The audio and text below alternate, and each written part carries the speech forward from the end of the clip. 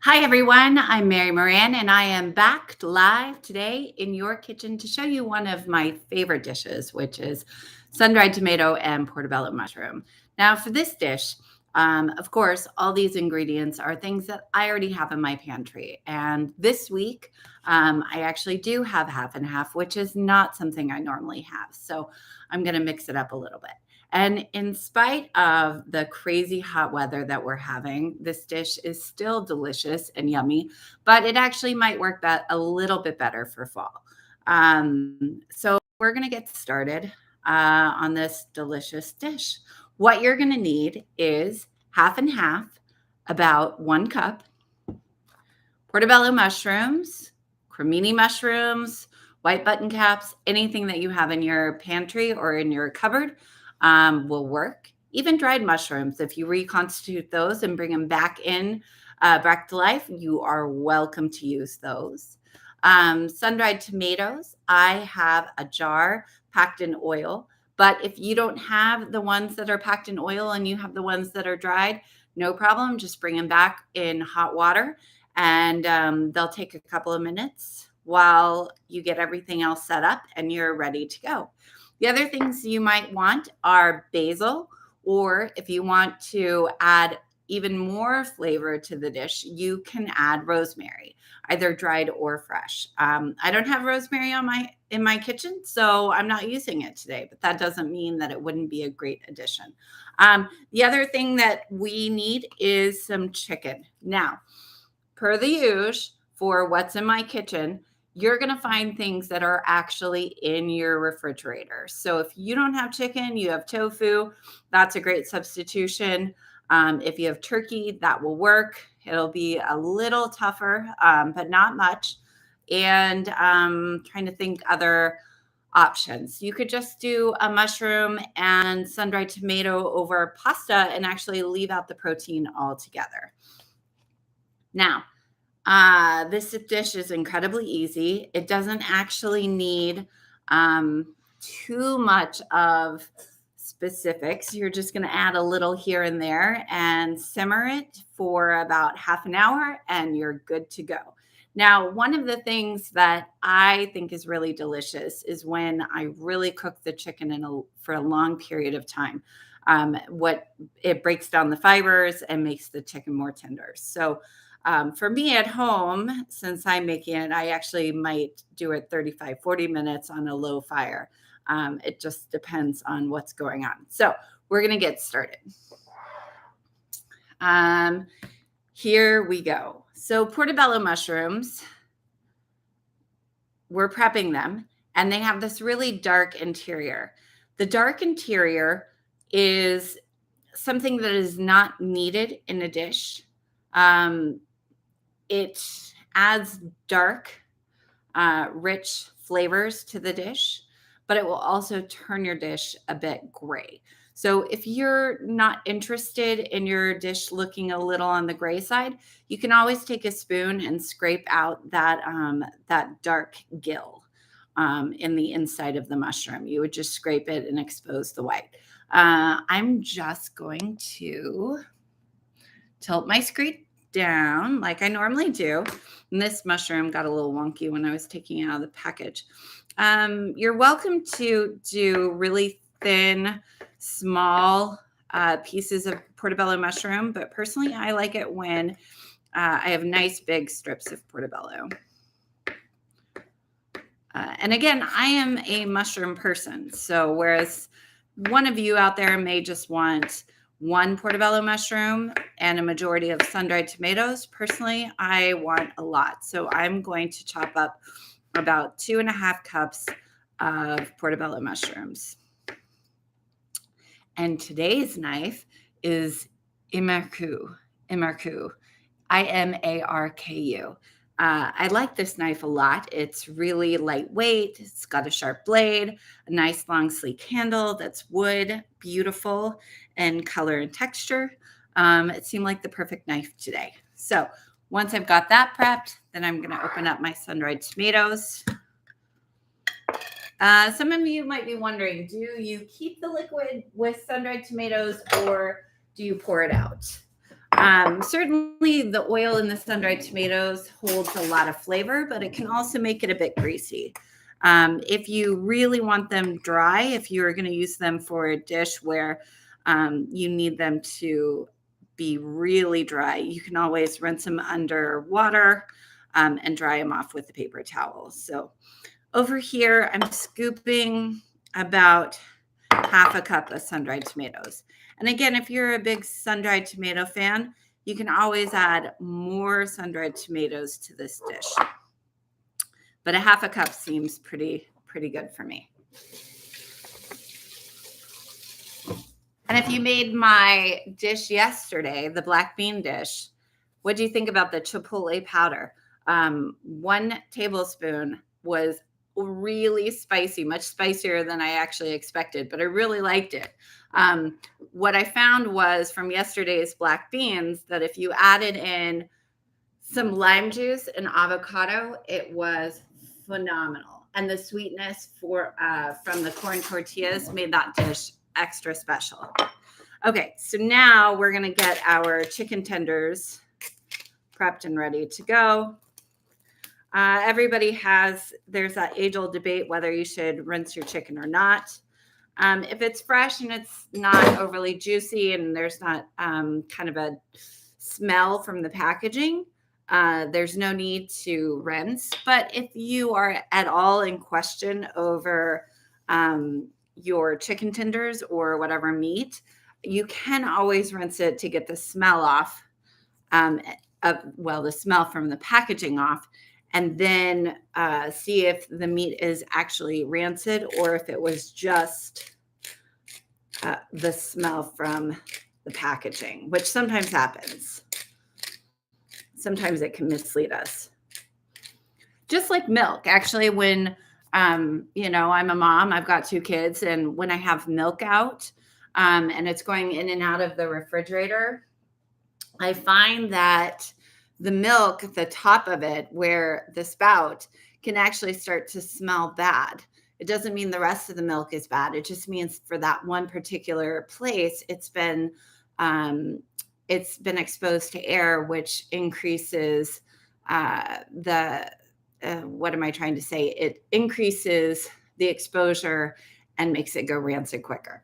So I'm going to lift up my screen. Now we're going to start cooking. I have it on a high fire to start. And then I'm going to add some extra virgin olive oil to the pan. That's about 3 tablespoons or a little less than a quarter cup. And then I'm going to add my chicken once the oil is nice and hot. Now, with this dish, you have a choice. Either you can make it so the oil just lightly cooks the chicken and it stays white, and then you can add in your ingredients, or you can take it to the next level and cook your chicken so that it's brown, or in the beginning stages of browning. And then once it's brown, then you can add in all the rest of your ingredients. It's just up to you. Personally, I like it when my chicken has some golden brown color. So my fire isn't as hot as I would like. I don't hear the sizzling. But that's okay because I want to show you guys anyway. So I'm going to throw this away. I'm going to wash my hands because I don't need salmonella all over my hands while I'm trying to cook.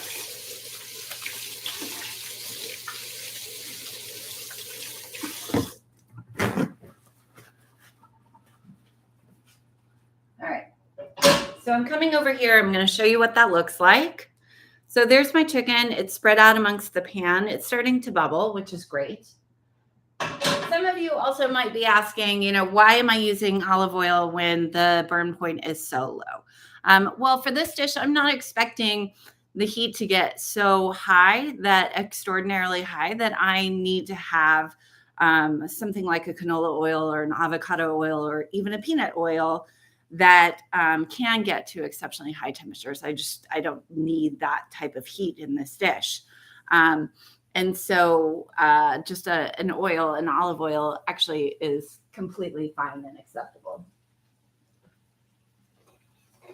Now, because I'm using a cast iron dish, cast iron, Le Creuset. Yeah, I think it's Le Creuset dish. I'm actually going to use a wooden spoon. It will help scrape the chicken off of the bottom of the pan, which is really nice. And if it gets too stuck, I'm also going to use a pair of tongs so that I can lift it off. And you can't hear or see it, but what I'm seeing is the oil around the chicken is bubbling a lot. There's nice smoke being produced that is clear and see-through. The oil around it is not getting so hot that it's popping yet from the moisture that's coming off the top of the chicken. So these are all good indications that the oil isn't too hot and that my fryer is not too hot, or my pan is not too hot. So again, the tongs are great because they can help lift the chicken and make sure that it's not overly sticking to the pan. And then what else I'm seeing is where my fire is hottest. And there's one piece of chicken over here, and it is not getting, it's not as crowded as the rest of the chicken, which means it's starting to get brown on the ends. So I'm going to go ahead and flip that guy. Now the chicken that is piled closest together, because there are so many of them and they are a cooler temperature, they're not cooking as quickly because it's just not as hot on that side of the pan. So we're going to leave that a little bit longer.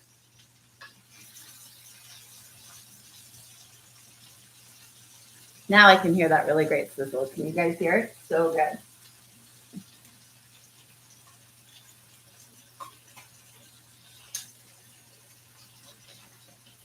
And as you can see, I mean, this is real time. I've probably had these in the pan for a minute, maybe a minute, 15 seconds.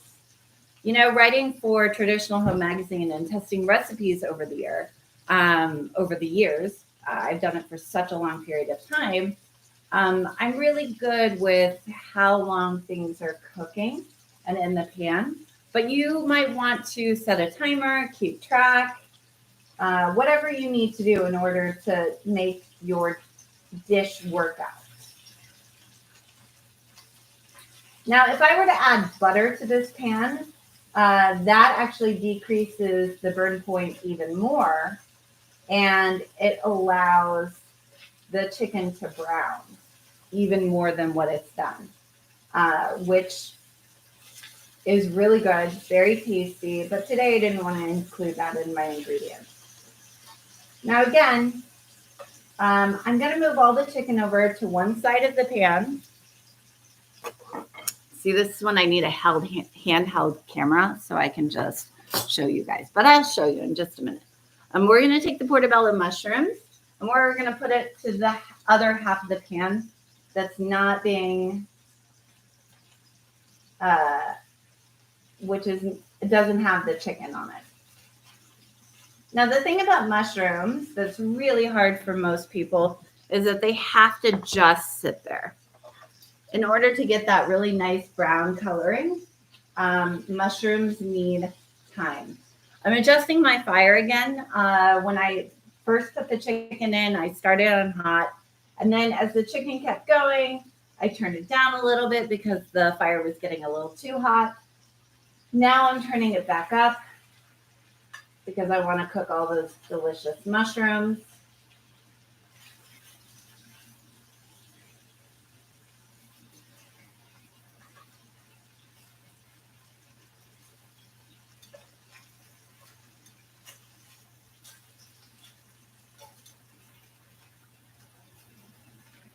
Do.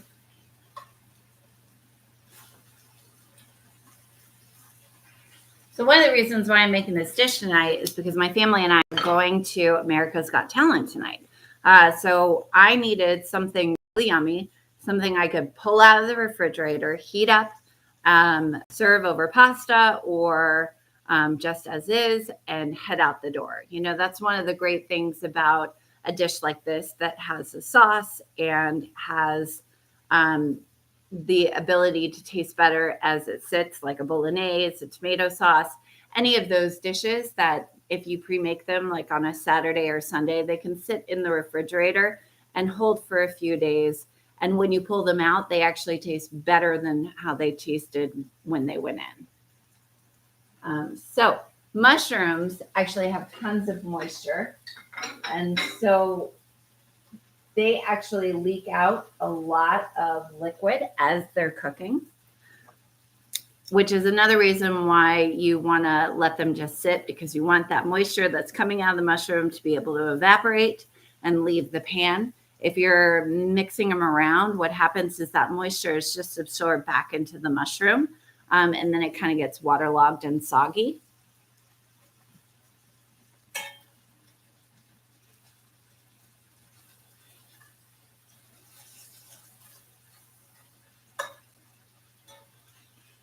The chicken's pretty good. It's about halfway cooked, if not a little bit more. And the mushrooms,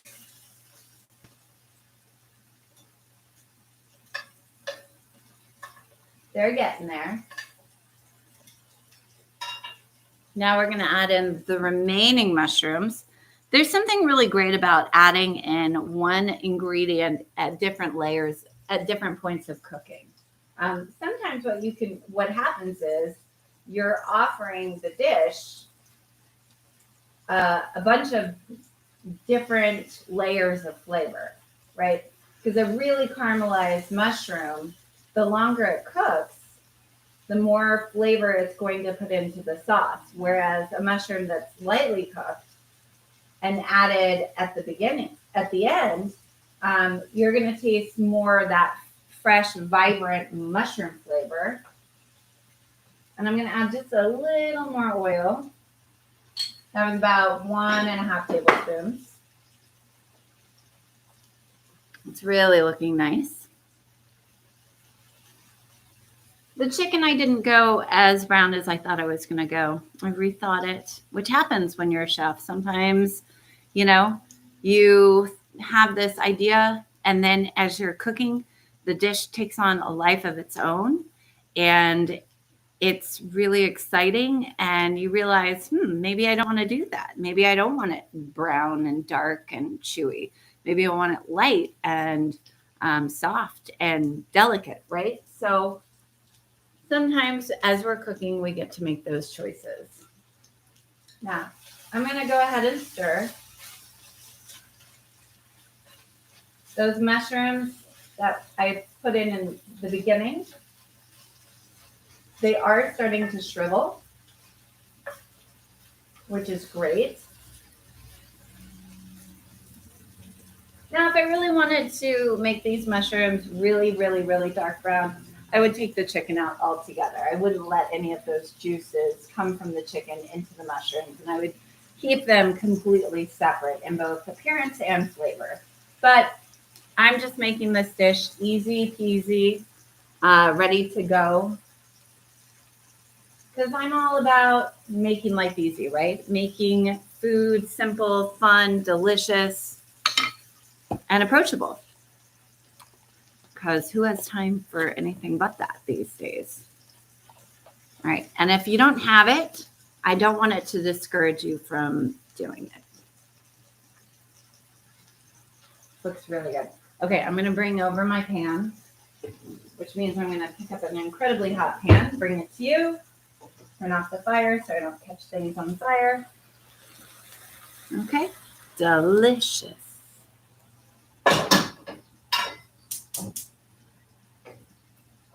And maybe one day soon, I'll get some money and then I can set up all these different cameras, and I'll have one for you and one for over there.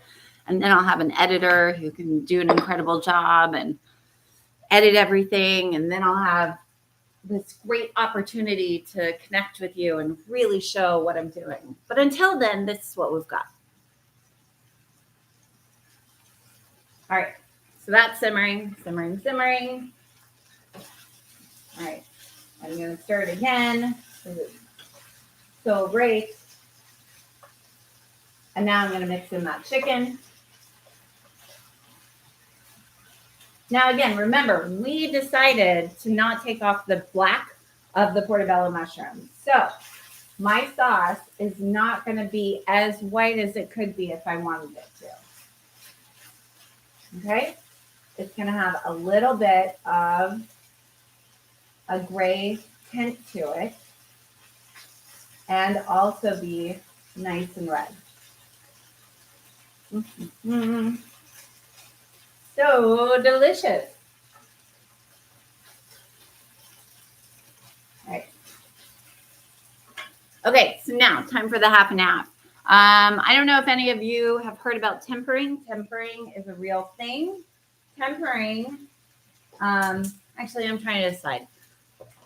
Sun-dried tomatoes before the dish, sun-dried tomatoes after the dish. Now, if I do sun-dried tomatoes before the dish, before I put in the half and half, what's going to happen is the sun-dried tomatoes are going to cook a little bit. The flavors are going to intensify a little bit more. We could even make them a little darker brown in color because we're cooking them. If we add it in after, they'll stay softer. The dish won't be as red. And what else? I don't know. I think I just convinced myself to add them in prior. Okay, so here I am. I'm going to add in dried tomatoes for the men.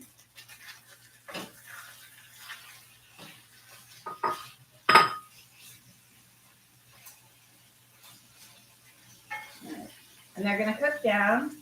And also, because they're really sugary, I forgot to mention this. Because they're really sugary, what's going to happen is that sugar is going to start browning the bottom of the pan, creating a really nice fond. But then also, it's going to darken the coloring of the chicken as well. So back to tempering. Tempering is a real thing. However, we're not going to do that right now, and I'm going to pray that I don't break my sauce. So I'm going to turn it down to low. That can help, and I'm going to go in real fast, and I'm going to stir, stir, stir, stir, stir.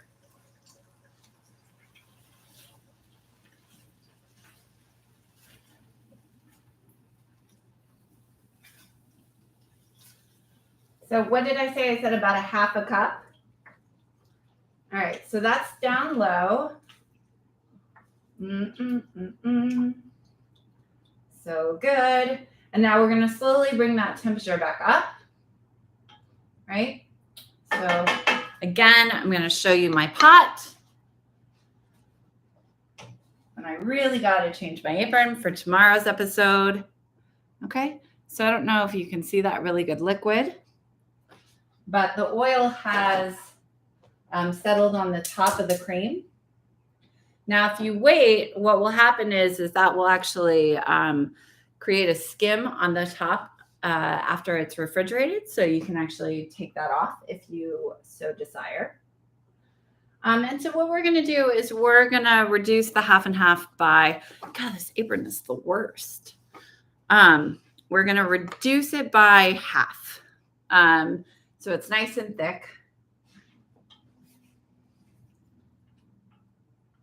And you can think this dish is really delicious as is, but you could also add a lot of different ingredients like artichoke hearts, green onion, hearts of palm, anything that has a Mediterranean flavor. Make sure that you stay away from lemon juice, as that would also curdle the half and half. And what we're trying to do is create a nice thick sauce.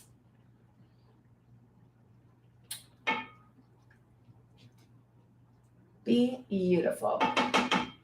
Now we're going to add in our basil. Fresh basil would be delicious as well.